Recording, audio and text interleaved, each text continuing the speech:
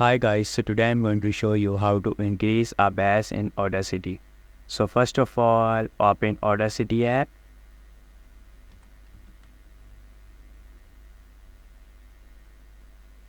Click OK and then drag your file into Audacity timeline.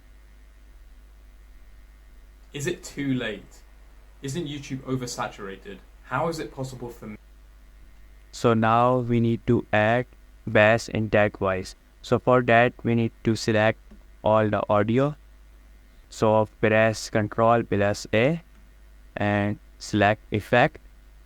Go to the EQ and filters and select filter curve EQ, and then go to the preset and settings and go to the factory presets and select bass boost.